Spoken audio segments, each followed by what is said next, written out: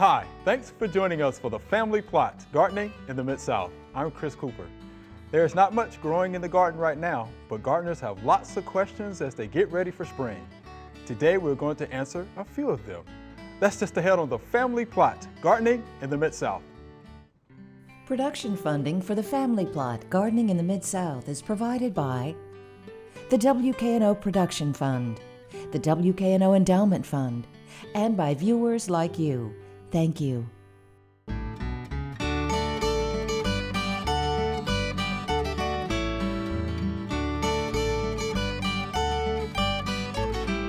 Welcome to the Family Plot. I'm Chris Cooper. Joining me today is Natalie Baumgartner. Dr. Natalie is a residential consumer horticulture specialist with UT Extension, and Celeste Scott is with us. Celeste is a UT Extension agent in Madison County. Thank you for being here today, ladies. Yes, no problem. This is going to be fun. We've been on separately. I don't think we've been on this show together. How about that? This is the perfect time. Question So and this is going to be answer good session. for our long Q&A segment. I love it. All right. So y'all ready for these Q&A? Oh, we're going to try. Yeah. We're going to try our They're hardest. great questions. Okay, great good. questions. So here's our first viewer email.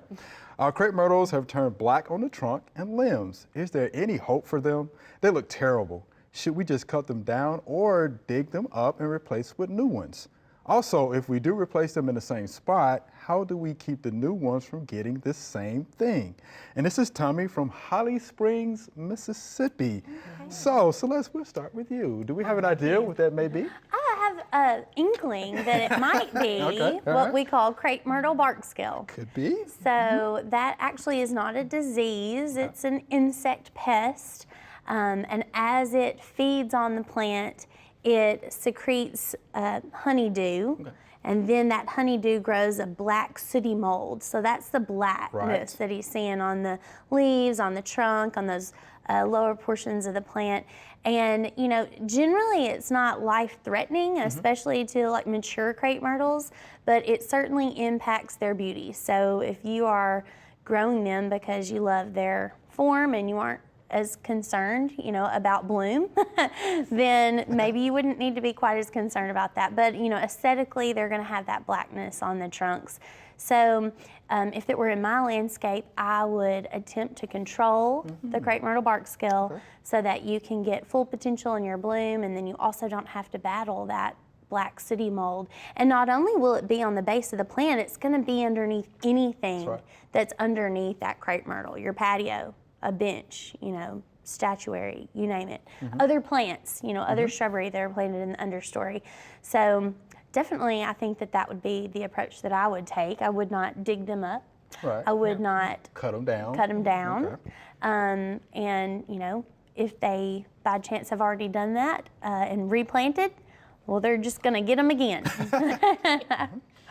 So I'm thinking treatment with like a systemic insecticide. You know, and all of us are going to have to get better at this treatment because for West Tennessee, from, you know, South, you all have dealt with crepe myrtle bark scale for longer, but it has arrived in Knoxville. And So it is there. Oh, yes. Yeah, we are seeing just, you know, crepe myrtles that are just covered. And so, you know, this is a pest that has been moving north and east, and so, you know, it's not surprising that you have a question from, you know, from Mississippi, but we're beginning to see it in a much broader, you know, hung out in West Tennessee, then we had those exciting years where it was in Middle Tennessee, and now, you know. They're on the move. Yeah. They're on the move, Mr. Tommy. And something else I'd like to mention as well, you know, I know we're talking about crepe myrtle bark scales, but do also know that aphids can secrete honeydew. Good point. Yeah, so check for crepe myrtle bark scale and also check for aphids. Yes, definitely check for aphids. I do feel like it wouldn't be as excessive with aphid feeding as you would see the black sooty mold with crepe myrtle bark scale, but for sure check on that. And also I would like to note, just so that people are aware, that this is an exotic invasive pest, and so it's not leaving here. You can't, with us. you know, you can't treat your crepe myrtle once and expect it to be cured of crepe myrtle bark scale. This is going to be a continuation of treatments for the life of the plant to really maintain it at its highest quality. Right. Yeah. And that's the soil systemic drench that you were talking about, right? Okay. All right, Mr. Tubby, hope that helps you out there. Thank you for the question. Here's our next viewer email. I have several twisted willow plants planted very close to each other. They have been trimmed on top each year to maintain the view from my house. Year after year, they continue to sprout all over the trunks, and on top, they seem to be healthy.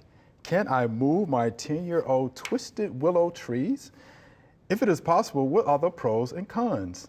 They are gorgeous, and I like to reuse plants and trees instead of buying new. Thank you. This is Terry from Milford, Connecticut. So we're going to start with you on this one, Dr. Nally, but I do want to say this. Could there be some topping going on here? Yes. Because they said they're trimmed from the top every year. So that's the first thing that popped into my mind. So Yeah. topping is a no-no. Pruning in general promotes more growth. So, you right. know, And then- Which is why you have the sprouts that he's talking Yeah. about. So can he move the 10-year-old Well, twisted willow? I mean, a 10-year-old willow tree like that, it would make me concerned that it would be challenging. Now we Okay. are talking about a northern area, Right, it's You Connecticut. know, so and I guess I mean, if it is a low risk Okay. move, okay, but Right. that could be something that could be very time intensive. It could also be costly if they have to hire someone to do it. So I would be concerned. yeah, but, me too. I probably wouldn't try to move those, but you know, he could try propagating, you know, some of those stems if he, you know, I mean, everybody likes to be thrifty, and Right. to prevent you from having to go and buy some new plants for a different area, maybe just take some, you know, softwood cuttings of it and get them rooted and going in a new place, and then he could do away with them if he so chooses. I like that, yeah, because he likes to reuse Yeah. plants and trees. That's the way to do Yeah. that, propagating. Yeah, because I do think it's going to be tough for a 10-year-old willow. Yeah, Because you're not going that's to be able to get a root ball Yeah. big enough to get all of the And- roots and then- without money and machinery. Yeah. Yeah, you think about hiring a yeah. tree spade, you could have bought a lot Yes. of trees Gosh, so big. for that. Yeah. Yeah. And then, I mean, to me, just kind of from a bigger picture, then I think we go back to, you know, plant selection, Yeah, you yeah. know, in the first place. And so Yeah, it's much yeah. easier to kind of, you know, pick the right size than to try to figure out how to adapt. Yeah. You're exactly right, because he did mention that they were The planted close, yeah. Right, yeah, so you're exactly right. All right, Mr. Terry. All right, so do your homework on that. Thank you for the question. We appreciate that. Yes. Here's our next viewer email. This one is interesting, all right? How do I control wild violets in my asparagus plot? And this is Dr. Tracy on YouTube. So, Natalie, we're going to come to you on this one. So, asparagus plot, controlling wild violets, which are difficult I would say to we control all, in any right? plot. Yeah, in plot. lawns and landscapes, Yeah. Yes. violets are tough. Once they're there, you're just like, Yeah, It's I tough. mean, speaking from, well, not in my asparagus, I would probably be more violent in my asparagus, but in my lawn, I just enjoy the violets. I do too as So, well, yeah. So we are talking about a food plot, you know, yes. which makes our selections, we have to be careful about that. So, I mean, there is a mechanical option. We also want to think about the time of the year, and then we want to think about potential chemical options. We were actually talking about this, like there may be some. yeah, some potentials. You know, our toolbox is so small for herbicides, especially that are going to control broadleafs in some of our food crops. I mean, my tendency when we're talking about food growing areas, especially if they're not that large, you know, most people don't have 3 acres of asparagus. And so I would tend to say if it's not that big, you know, it may be something that you could handle. Yeah, mechanically. maybe hand weeding, Hand maybe getting out the hoe, maybe Yeah. using the hoe. Trying to use some mulching to was about prevent to it say once that. you get it cleaned Yeah. out. Yeah, Yeah. a little straw mulch or something like that. What do y'all think about a pre-emerge? Could you use a pre-emerge in an asparagus plot? I don't see why you couldn't, because asparagus is a perennial crop. But again, I haven't read labels to see. I mean, but so is wild violet. Yeah, yeah, Mm-hmm. yeah. You know, in the sense that you've got that storage structure there. Yeah, I just wondered about Yeah. that. Yeah, if you had to get it down before the spears came up or anything like that. So, Mm-hmm. yeah, just a thought. But yeah, I would get in there with hand weeding and a hoe and put down some mulch. Yeah. That's what I would do, because it's going to be tough getting in there with a non-selective Well, herbicide. and top dressing with some compost or something like that. I mean, with a perennial crop, like I'm just suggesting that it might be a good time to think about fertilizer application, maybe some compost or an additional organic matter. We can benefit the, you know, asparagus while we do that. That sounds good to me. All right. So thank you, Dr. Tracy. We appreciate that question. Hope that helps you out. Here's our next viewer email. Seems to me we could be facing catastrophic freeze damage to a wide variety of plants in Memphis. If all of these brown shrubs and trees are dead, it will take years to recover. Even if not completely dead, it seems like we may have to prune dead stems and branches back to the ground. What should homeowners do to help these plants recover? This is Tim from right here in Memphis, Tennessee. And we've gotten several questions like this after the hard freeze here just before Christmas. So Celeste, we're going to start with you because I'm sure this is a question that you've gotten a lot here lately. So what do you think about this catastrophic freeze that we had? And Definitely. We have certainly seen lots of damage to lots of plants that would normally survive our winters, with no damage at all. So that's definitely a concern. And I just want to, urge people to be patient. Go out and start familiarizing yourself with your plants. So what we've been seeing a lot in Jackson was that in some cases the damage really is only leaf deep, we will say, right? So different parts of the plant are less cold tolerant than other parts. So we'd start with buds, obviously would be the most susceptible, then leaves, then stems, then roots, right? So even if we do have some dieback on those above ground portions of the plant, it's very likely that we still have lots of life in the stems and even the roots of those plants. So we've been seeing, for example, camellias, prized camellias, right? Their leaves turn brown super quickly. They are starting to shed those leaves right now. And if you are curious if you've lost that plant to the roots or farther, let's go out there and just do a small little scratch on the stems. And if you scratch towards the end of the stem and you see some green in that growth layer, just shallow, then you've still got some life in that plant. If it's brown, that's not a good sign. You can move farther down the stem, right? The farther down we go, the hardier those parts of the plants are going to be. So you could continue to do that scratch test until you get to a place on that plant where you're seeing some green, right? And that's going to kind of give you an indication of, okay, maybe we had a foot of dieback, right, on the stems, or maybe it's more. And I don't want people to use that as a tool to help them start pruning. We don't want anyone to do anything, right? We just need to wait. Patience. Let's wait until we get into the warmer parts of the year, into those growing seasons, see if buds are pushing out of that wood, new buds to replace those leaves.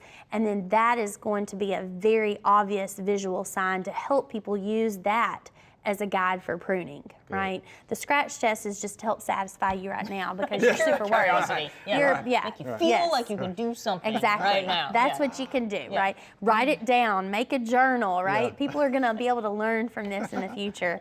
And Natalie and some other colleagues of ours across the state have put together a really good publication. Do you want to tell them about that? The publication. Yeah. So we made kind of a guide that just talks you through what to do right now, which is not much, and what not to do. Don't go fertilize and hope that it turns green. You know, don't over water, but don't let things dry out. And I also think that, and this is probably something that we'll want to follow up on as we move through this season, because I think that we want to make sure that we communicate by April, by May, you're going to know more. But don't just turn it off and forget about it, because there are going to be, for the plants that survive, there are going to be steps that we want to take through this season to reduce stress, to make pruning decisions and going to put those plants in a better stead, because just because they survived doesn't mean that they are just going to be fine. Thriving. That's the word. So we want to make sure, and of course we may already have a couple layers. It was a dry winter, then we had a hard freeze, so we want to think about ways that in this coming year or two we can make the best decisions for long-term plant health. Good deal. Patience. Patience is going to be key, right? No pruning, no fertilizing. And something else that I've been telling homeowners, we are still in winter. We are still in winter. That's why we don't want you to prune now. We could have another cold snap. I mean, we don't know what's going to happen. Another one. It's Tennessee. You don't know what's going to happen here. Patience. So let's Patience. hold the reins. So hold it. So Tim, there you go. Thank you much, and we'll look to see if we can get that publication on our website for you. All right? I appreciate that. All right, here's our next viewer email. I'm having a significant problem with root knot nematodes in our vegetable garden. Many galls on the roots, stunted plants, reduced productivity, etc. How do I control root knot nematodes in my garden? And this is done from Tulsa, Oklahoma. So, Natalie, can you help us out so with the root knot nematodes are tough, right? Okay, they are tough.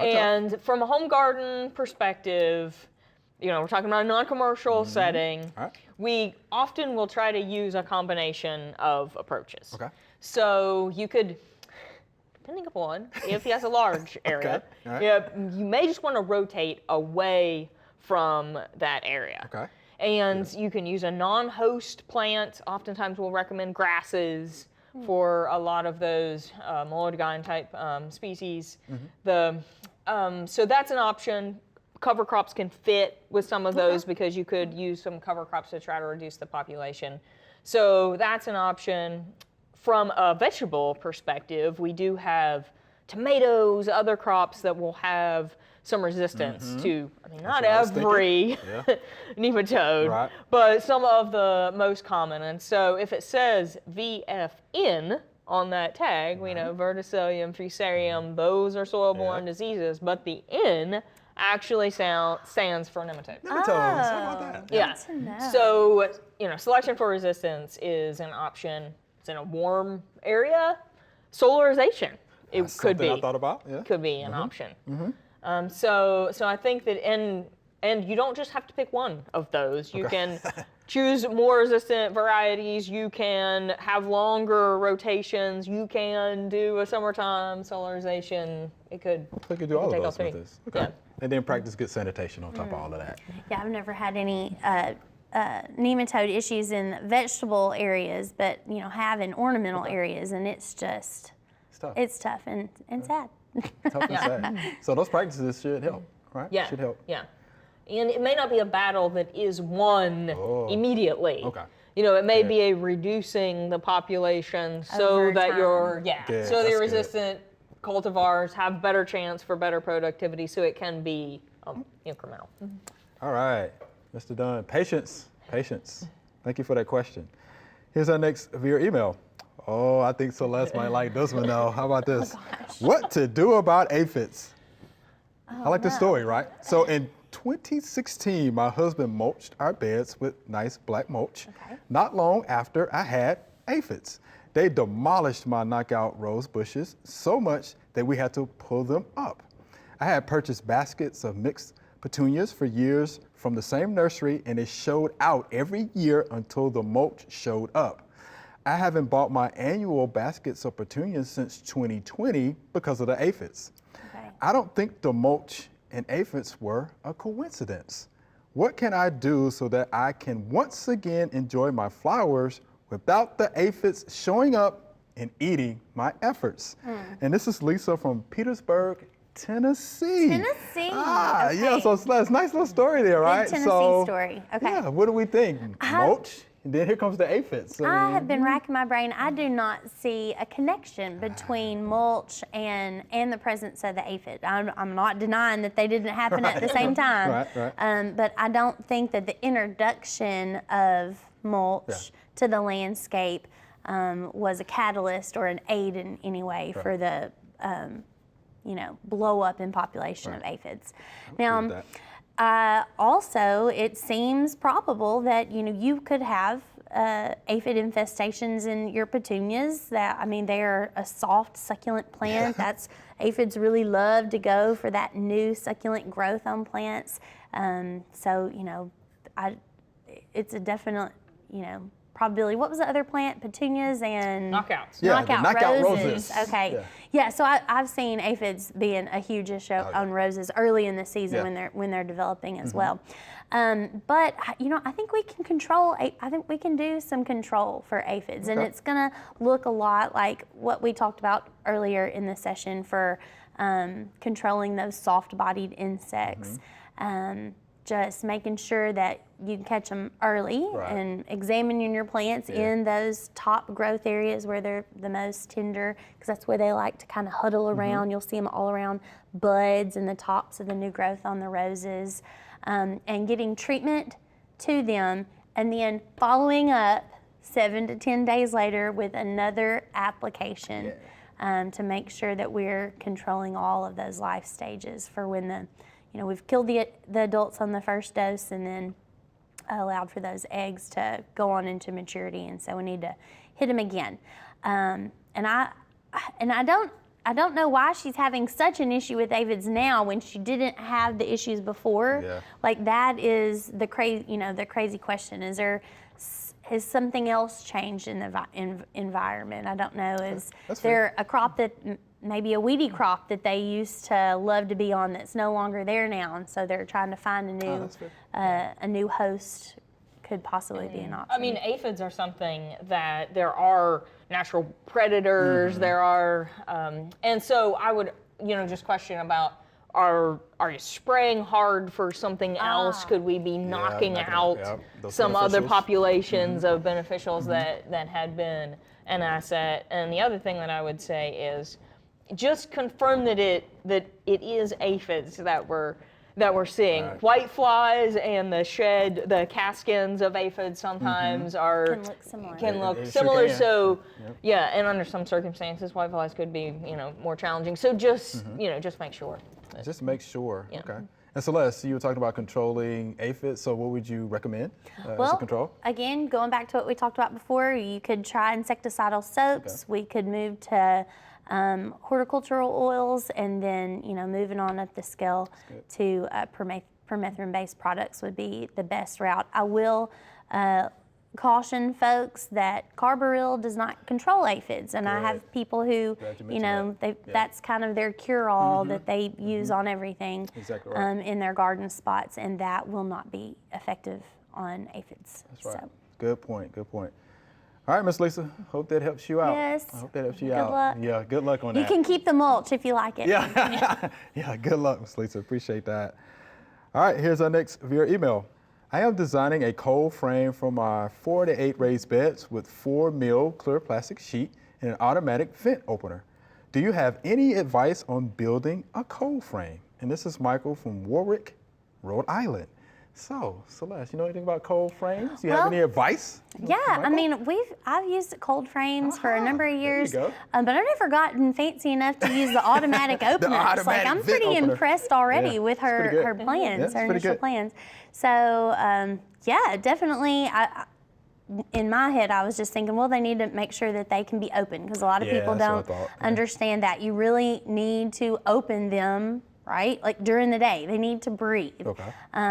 That's just one advantage. Also making sure that they're big enough to grow whatever crop it is that you're planning on doing in there. Are you just wanting to keep your seedlings going along until you can bump them up, or are you, I know some friends who kind of use their cold frames to overwinter some more sensitive ferns, right? So those have to be a pretty big size Good. to accommodate those types of plants. So just kind of using some forethought into how they want to use them now and how they might use them in the future, so like that it. they don't run into an issue with design.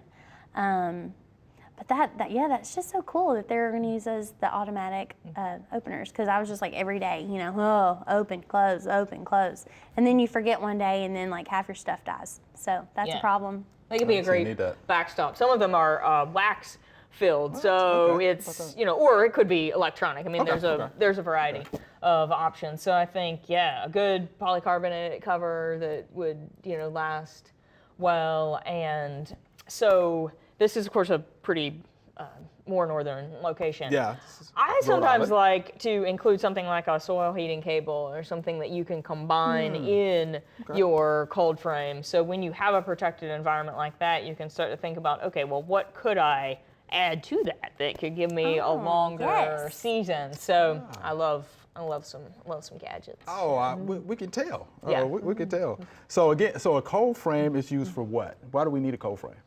Well, it could fall into a couple of categories. They could be overwintering, or oftentimes it's a way to do some of the things that you would do in a greenhouse, but with less expense. Right. So it could be, especially if we're talking about cool season crops, you can start your transplants in there, maybe you germinate them indoors and you get them out under natural light Natural light, pretty yeah. quickly. Okay. Yeah. For your warm season crops, you could be hardening those off in a cold frame. For short season leafy crops, you could be growing them in there Gotcha. in your Okay. spring and your fall season, a way to, it's a season extension technique. deal. Yeah.